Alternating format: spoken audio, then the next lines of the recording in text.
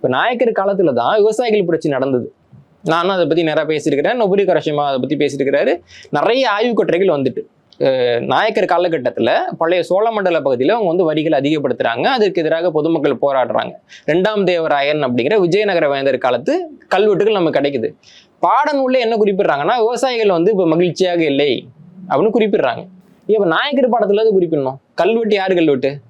நாயக்கர் கல்வெட்டு. அப்ப நாயக்கர் காலத்துல வந்து விவசாயிகள் புரட்சி பத்தி போடணுமா போடக்கூடாதா? கட்டாயமா போடணும். அங்க இல்லையே. நாயக்கர் கால கல்வெட்டை நீலகண்ட சாத்திரி சோழர் காலம்னு தப்பா பிடிச்சிட்டாரு. நாங்க நிறைய பேர் இதை சுட்டி காமிச்சிட்டோம். இருந்தாலும் கூட திருப்பி சோழர் காலத்துல விவசாயிகள் நலிவடைந்து இருந்தார்கள். இன்னும் அந்த பாடபுத்தத்துல அப்படிதான் இருக்கு. பாடபுத்தத்துல அப்படிதான் இருக்கு.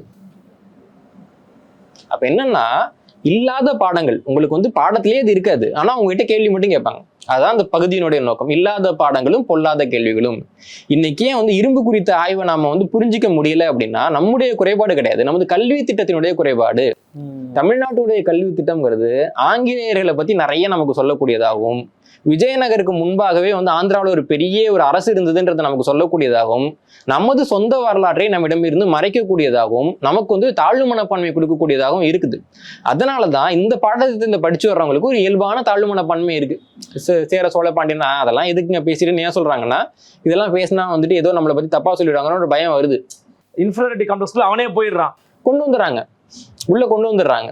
கொண்டு வந்துட்டு இவங்க என்ன சொல்றாங்கன்னா, இவங்களை வந்து ரொம்ப பிரைஸ் பண்ணி கொண்டு வந்துக்கிறாங்க. இதுதான் இந்த பாடத்திட்டத்தில் இருக்கிற சிக்கல்.